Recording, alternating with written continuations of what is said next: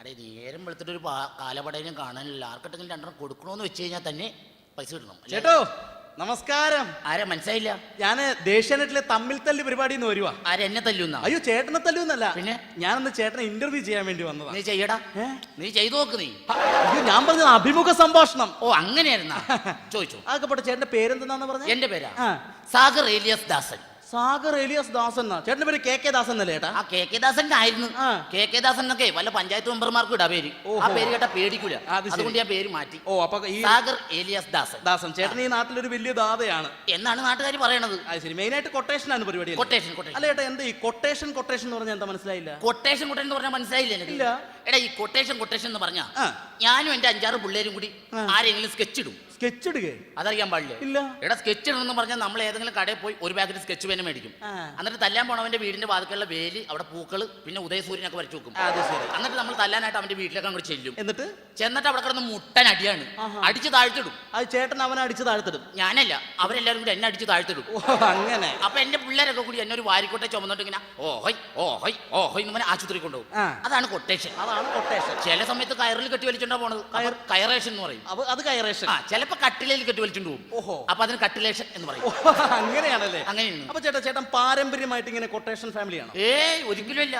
പാരമ്പര്യമായിട്ട് എന്ന് പറയുന്നത് എന്റെ അച്ഛൻ എന്ന് പറയുന്ന നാട്ടുകാരുടെ കണ്ണിലുണ്ണിയാണ്. അച്ഛൻ കണ്ണിലുണ്ണിയാണ്. നാട്ടുകാർക്കൊക്കെ എന്റെ അച്ഛന്റെ പേര് പറയുമ്പോ ഇങ്ങനെ രോമ എഴുന്നേച്ച് വെക്കും. അത്രയ്ക്ക് ബഹുമാനം. ഈ അടുത്ത വരുന്ന ഇലക്ഷൻ എന്നെ നിർത്താൻ പോകും അച്ഛന്. അത് ശരി. ഇപ്പൊ അച്ഛൻ എന്ത് ചെയ്യണം? അച്ഛനിപ്പോ കിടപ്പില്ല. എന്ത് പറ്റി? നാട്ടുകാർ തല്ലി കാലോടിച്ചിട്ടേക്ക്. അത് ശരി. അപ്പൊ ചേട്ടാ അമ്മയോ? എടാ അമ്മയെന്ന് പറഞ്ഞാൽ എന്റെ പൊന്നെന്റെ ദൈവമാണ്. അമ്മേനെ കണ്ടു കഴിഞ്ഞാൽ എനിക്ക് ഭക്തി ബഹുമാനം എല്ലാം വരും. ഞാനപ്പോ മുണ്ട് ഇങ്ങനെ അഴിച്ചിട്ട് നിൽക്കും എന്റെ അമ്മയുടെ മുമ്പിൽ. അത്രയ്ക്ക് ബഹുമാനമാണ്? അത്രയ്ക്ക് ബഹുമാനം എനിക്ക്. അത് ശരി. അമ്മ ഇപ്പൊ എന്ത് ചെയ്യണ ചേട്ടാ? അമ്മ കിടപ്പിലാണ്. എന്ത് പറ്റി? എടാ അത് കഴിഞ്ഞ വർഷേ ഒരു ദിവസം ചോറ് തന്നപ്പോ അതിൽ സാമ്പാറിന് ഇച്ചിരി ഉപ്പ് കൂടി പോയെന്ന് പറഞ്ഞ് അമ്മയുടെ നടുവിട്ട് കാലമടക്കാൻ ഒറ്റ അടി അടിച്ചതാ. അന്ന് വീണതാ, പിന്നെ ഇതുവരെ എണീറ്റിട്ടില്ല. അത് ശരി. അപ്പൊ നല്ല ബഹുമാനം. അത്രയ്ക്ക് ബഹുമാനമാണ്. ഇത് ഓൺ വന്നിട്ടാ. ഹലോ എടാ പട്ടി, നിന്നോട് ഞാൻ പറഞ്ഞിട്ടുണ്ടാ വിളിക്കരുതെന്ന്. എടാ എന്തെങ്കിലും ആവശ്യമുണ്ട്, ഞാൻ കുടുംബത്തിലല്ലടാ വന്നത്. ബ്ലഡി റാസ്കൽ കിടക്കടാ അവിടെ. കട്ടിയടാ ഫോൺ. ആരേട്ടാ? അച്ഛനാണ്. പിന്നെ ഇങ്ങനെയൊക്കെ ആണെങ്കിൽ പെണ്ണ് വിഷയത്തിൽ നമ്മൾ ഇടപെടില്ല. പെണ്ണ് വിഷയത്തിൽ ഇടപെടില്ല. അങ്ങനെ ചീത്തപ്പേരില്ല. ഇല്ല.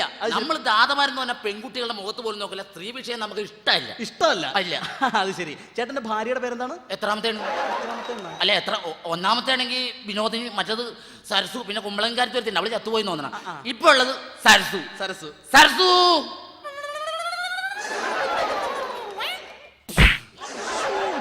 പണിയായിട്ടേ കാണിക്കുന്നത്. സ്വന്തം ഭാര്യനെ എടുത്ത് മർദ്ദിക്കാവോ? ഇങ്ങനെയൊക്കെ ചെയ്യാവോ ചേട്ടാ? എടാ വെള്ളം അടിച്ചു കഴിഞ്ഞാൽ എന്റെ ഒരു സ്റ്റൈൽ ഇതാ. രീതി ഇതാ. വെള്ളം അടിച്ചു കഴിയുമ്പോ ചേട്ടന്റെ രീതി ഇതാണ്. അതാണ്. അതൊക്കെ പോട്ടെ, ചേട്ടന്റെ മക്കളൊക്കെ എന്ത് ചെയ്യുന്നു? മക്കളെ ഞാൻ മാറ്റി നിർത്തിയേക്കാണ്. കാരണം എന്റെ ഈ ചോരപ്പാടുകളിലൂടെ മക്കൾ നടക്കാൻ പാടില്ല. അതുകൊണ്ട് മക്കളെ ഞാൻ ദൂരെ മാറ്റി പഠിപ്പിക്കും, എന്റെ മുഖം പോലും കാണാതെ. അതൊരു നല്ല സ്വഭാവമാണ്. മാറ്റി പഠിപ്പിക്കും. ഇപ്പൊ മക്കൾ ഇവിടെ ബോർഡിംഗിലാണോ? ബോർഡിംഗിലൊന്നുമല്ല. പിന്നെ ഗവൺമെന്റിന്റെ തന്നെ ഒരു സ്ഥാപനം. സ്ഥാപനം? ദുർഗുണ പരിഹാര പാഠശാല. അവിടെയുണ്ട്. മൂത്തവന് 5ാമത്തെ വയസ്സിൽ കിട്ടിയ അഡ്മിഷൻ. അവൻ അപ്പുറത്തെ വീട്ടിലെ പെണ്ണുമുള്ള ചട്ടകത്തിനടിച്ചു. ഓ അങ്ങനെ. ഇളവനെ പെറ്റിട്ട് തന്നെ അതിന്റെ ഉള്ളിലാ. ശരി. അതൊക്കെ പോട്ടെ ചേട്ടാ. ചേട്ടൻ എന്തെങ്കിലും മാനസാന്തരം വന്നിട്ടുണ്ടോ? മാനസാന്തരം? പിന്നെ ഈ ചോരക്കളത്തിലൂടെ നടപ്പ്, വെട്ടും കുത്തും കൊലപാതകവും കൊട്ടേഷനായിട്ട് എനിക്ക് മാനസാന്തരം ഉണ്ടായെന്ന. ഒരു 3 വർഷം മുമ്പ് എനിക്ക് മാനസാന്തരം ഉണ്ടായി. മാനസാന്തരം വന്നു. അങ്ങനെ മാനസാന്തരം വന്നിട്ട് ഞാൻ നേരെ ഗഡീസിന്റെ അടുത്ത് ചെന്നു. ഗഡീസാ? അല്ല, പള്ളിയിൽ അച്ഛൻ്റെ അടുത്ത് തന്നെ. ഓ പള്ളിയിൽ അച്ഛൻ. അവിടെ ചെന്നിട്ട് ഗഡീസിനോട് ഒരു ഐസേ നമുക്ക് ഇങ്ങനെ പോലെ സീനുണ്ട്, അപ്പൊ എന്തെങ്കിലും പൂതിയാക്കണം പറഞ്ഞാൽ നമുക്ക് അതൊന്ന് ബ്രിട്ടക്സ് ആക്കി തന്നെ പറഞ്ഞു. കുമ്പസാരിക്കാൻ വേണ്ടി പോയി. അതന്നെ. കാര്യങ്ങളൊക്കെ നമ്മളിങ്ങനെ ബ്രിട്ടക്സ് ചെയ്ത് പ്രശ്നം അവസാനം പറഞ്ഞു തീർന്നപ്പോഴല്ല ഐസ ചാടി അങ്ങ് എണീറ്റ്. എന്നിട്ട് ചാടി എൻ്റെ ലോഹം മടക്കുത്തിട്ട് പറയാം വെച്ച് പൊളിയല്ലേ അന്ന്. പിന്നെ എനിക്ക് മാനസാന്തരം വന്നിട്ടില്ല. അപ്പൊ ചേട്ടൻ ഇതുവരെ അങ്ങനെ വേറെ മാനസാന്തരങ്ങളൊന്നും വന്നിട്ടില്ല. അതൊക്കെ പോട്ടെ. ഈ കഴിഞ്ഞിടെ ചേട്ടൻ ആ ചാക്കോ ചേട്ടന്റെ കയ്യും കാലും തല്ലി ഒടിച്ചെന്നൊക്കെ പറഞ്ഞിട്ടില്ല? നമ്മുടെ ഇപ്പഴത്തെ ചാക്കോ ചേട്ടന്റെ കൈ വെട്ടിക്കളയത്. എന്താണ്? അവൻ എന്റെ പെണ്ണുമ്പിള്ളേനോട് അസഭ്യം പറഞ്ഞു. പെണ്ണുമ്പിള്ളയുടെ അസഭ്യം പറഞ്ഞു? എന്റെ ഭാര്യയുടെ അടുത്ത് അസഭ്യം പറഞ്ഞു കൈ വെട്ടിക്കളഞ്ഞു. അത് വേണം. പെണ്ണുങ്ങളുടെ അടുത്ത് അസഭ്യം പറയുക, അശ്ലീലം പറയുകയൊക്കെ ചെയ്ത് അത്ര മാത്രമേ ചെയ്തോളൂ. ഓക്കെ. എന്താ പറഞ്ഞെന്താണ്? അവൻ എന്റെ പെണ്ണുമ്പിള്ളേനെ കണ്ട പറയണ, എടാ എടി നിന്റെ ഭർത്താവിന് പണിയൊന്നും ഇല്ല, അവന് ഞാൻ എന്തെങ്കിലും ജോലി മേടിച്ചു കൊടുക്കാം. അസഭ്യമല്ലേ പറഞ്ഞത്? അതാണ് ഞാൻ കൈവിട്ടില്ല. നമ്മളെ കൊണ്ട് പണിയെടുത്ത് തിന്നാൻ പറ്റുമോ? അങ്ങനെ. അപ്പൊ ചേട്ടാ, ഇത്രയും കാലത്തിനിടയ്ക്ക് ചേട്ടന് മറക്കാൻ പറ്റാത്ത എന്തെങ്കിലും അനുഭവങ്ങളുണ്ട്? അനുഭവങ്ങൾ മറക്കാൻ പറ്റാത്ത. അതായത് ഞാൻ സൗത്ത് ബസ് സ്റ്റോപ്പിൽ നിൽക്കുകയാണ്. അപ്പൊ ഒരു ഗഡീസ് നമ്മുടെ അടുത്ത് വന്നിട്ട് ചോദിക്കാണ്, ഐസ് സമയം എന്തായിരുന്നു? ചേട്ടന്റെ അടുത്ത്? എന്റെ അടുത്ത്. അവൻ ആളറിയില്ല, ദാതയാണെന്നുള്ള അറിയാൻ മേലല്ല. ചേട്ടന്റെ അടുത്ത് വന്നിട്ട് സമയം എന്തായിരുന്നു? സമയം എന്തായിരുന്നു ചോദിച്ചു. നമ്മൾ വഴക്കിനും വക്കാണത്തിനും ഒന്നും നിന്നില്ല, അങ്ങോട്ട് മാറി. നമ്മുടെ മര്യാദ. അവൻ ആളറിയില്ല. പിള്ളേര് പോട്ടെ, അപ്പൊ അവൻ വീണ്ടും വന്നേക്കണ് സമയം എന്തായിരുന്നു പിന്നെയും വന്ന് അവര് കൊടുക്കണ്ടേ? അവന്റെ നാശത്തിനല്ലേ? അവന്റെ നാശത്തിനാണ്. അവിടെ ഞാൻ സംയമനം പാലിച്ചു. ഞാൻ അങ്ങനെ മാറി നിന്ന് പിന്നെ നമ്മുടെ മര്യാദ കാണിച്ചു.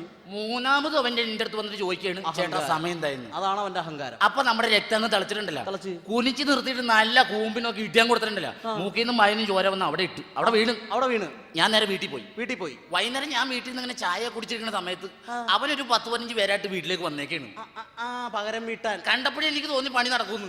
ശരി. അരമതിൽ ചാടി അങ്ങ് കടന്ന് അടിയങ്ങ് തുടങ്ങി. ഒരിഞ്ഞടി എന്നിട്ട് അടിച്ചങ്ങ് മുറുക്കി നിൽക്കാൻ അടി അങ്ങോട്ട്. ശരി. ചേട്ടൻ അവരെ ശരിക്കും അങ്ങ് ഇടിച്ച്? അല്ല, ഞാനല്ല, അവരെല്ലാരും കൂടി എന്നെ അടിച്ച്. അവരെല്ലാരും കൂടി ചേട്ടനെ ഇടിച്ച്. പക്ഷെ വേറെ കാര്യമുണ്ട്, ഈ 10-15 പേര് നിന്ന് അടിച്ചിട്ടുണ്ടല്ല, നിന്നിടത്ത് ഞാൻ അനങ്ങിയില്ല. ധൈര്യം കൊണ്ടല്ല, പിന്നെ മതിലെ ചാരി തിരിച്ച് അനങ്ങാൻ പറ്റുമോ? അങ്ങനെയാണ്. വീട്ടിൽ കൊണ്ട് ചോര കുളിച്ച് അങ്ങനെ കിടക്കാണ്. അപ്പൊ രക്തം തിളച്ചേക്കും നമുക്ക് ദേഷ്യം. അപ്പൊ അതിൽ ഒരുത്തൻ ഒറ്റക്ക് എന്റെ അടുത്തോട്ട് ഇങ്ങ് നടന്നു വന്നു. ഒറ്റക്ക് ഇങ്ങ് വന്നു. അവനെന്ന് മേടിക്കും. അവൻ എന്റെ മുഖത്തൊക്കെ ചോദിക്കാണ്, നാണാവൂലേട്ടാ 2ാം ക്ലാസ്സിൽ പഠിക്കുന്ന കൊച്ചിനെ പിടിച്ചതല്ലായിരുന്നു. അപ്പൊ 2ാം ക്ലാസ്സിൽ പഠിക്കുന്ന പിള്ളേരെ എടുത്തു വെച്ച് തല്ലിയതല്ലേ? പിന്നെ 10ൽ പഠിക്കുന്ന പിള്ളേരെ തല്ലി അവരെന്നെ തല്ലൂലേ? സരസു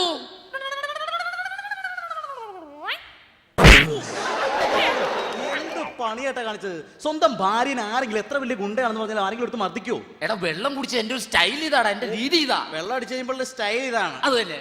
അതൊക്കെ പോട്ടെ ചേട്ടാ. ചേട്ടൻ ഇങ്ങനെ നാട്ടുകാർക്ക് എന്തെങ്കിലും ഉപകാരങ്ങളൊക്കെ ചെയ്ത് ഇപ്പൊ അയലത്തെ വീട്ടിൽ കല്യാണമൊക്കെ നടന്നാൽ നമ്മൾ പോയി സഹായിക്കും. ഉണ്ടാന്നാ?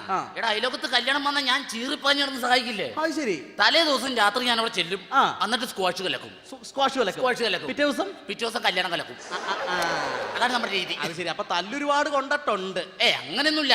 കെ ദാസ് ഇതുവരെ തല്ലുകൊണ്ടിട്ടില്ല. ഇതുവരെ. അപ്പൊ ഇന്നലെ എളമക്കരയിൽ വെച്ചിട്ട് ആരാണ്ട് പിടിച്ച് ഇടിച്ച് കൂമ്പുപാട്ടി? അങ്ങനെ ഒന്ന് അല്ലാതെ ഞാൻ തല്ലുകൊണ്ടിട്ടില്ല. കച്ചേരിപ്പടിയിൽ വെച്ചിട്ട് അങ്ങനെ രണ്ട് അല്ലാതെ ഇതുവരെ ഞാൻ തല്ലുകൊണ്ടിട്ടില്ല. പിന്നെ ചമ്പക്കര മാർക്കറ്റിൽ കിടന്നൊരു ചെറിയ വെട്ടും കുത്തും, അത് 3. അങ്ങനെ 3. പിന്നെ ഇതുവരെ നമ്മൾ തല്ലുകൊണ്ടിട്ടില്ല. ഇല്ല. പിന്നെ എടപ്പള്ളി ടോളിന്റെ അവിടെ വെച്ചൊരു പ്രശ്നം ഉണ്ടായിട്ട് ഇടികൊണ്ടതാ. അയ്യോ, അത് തന്നെ പട്ടി കടിച്ചതാണ്. പട്ടിക്ക് പോലും വേണ്ട. പട്ടി കടിച്ചതാ. അത് ശരി. പിന്നെ ഇപ്പുറത്തെ മാർക്കറ്റിൽ കിടന്ന പ്രശ്നം ഉണ്ടാക്കി പറഞ്ഞിട്ട് അത് ഓട്ടോറിക്ഷ ഇടിച്ചല്ലേ? തർക്കിക്കണ്ട.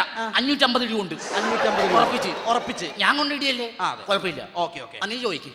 പിന്നെ ചേട്ടാ, ഇപ്പൊ നമ്മള് ചേട്ടൻ ഇതിനു മുമ്പ്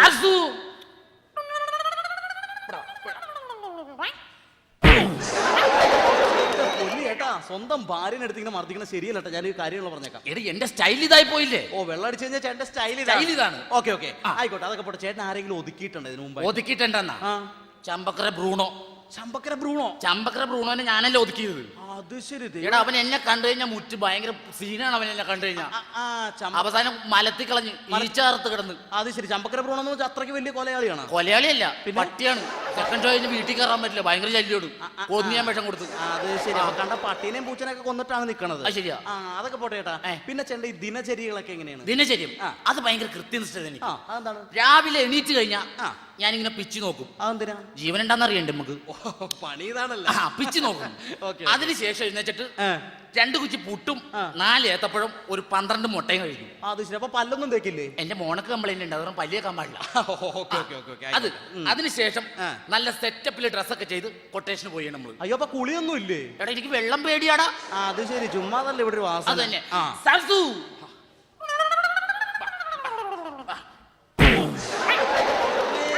എന്റെ പൊന്നിയേട്ടാ, ഇങ്ങനെ ഭാര്യമാരെ മർദ്ദിക്കുന്നത് ശരിയല്ലട്ടാ. എടാ, എന്റെ സ്റ്റൈൽ ഇതല്ലേ? എന്റെ രീതി ഇതായി പോയി. ആയിക്കോട്ടെ. എന്റെ പൊന്നിയേട്ടാ, എന്ത് തോന്നിയ കാണിക്കണത്? എന്താണ് ഇങ്ങനെ മദ്യപിച്ചൊക്കെ നടക്കാൻ പാടണ്ട?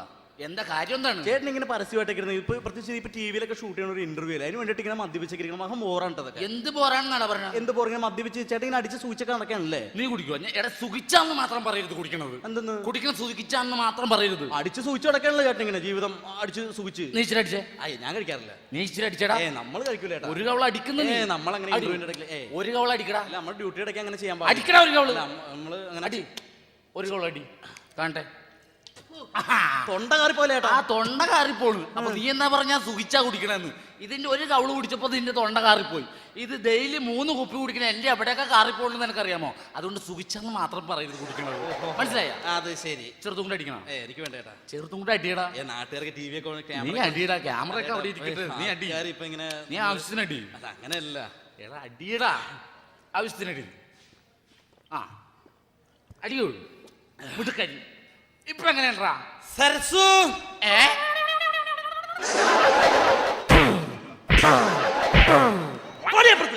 എന്താണ് ഇത്? വെള്ളം അടിച്ചു കഴിഞ്ഞാൽ എന്റെ ഒരു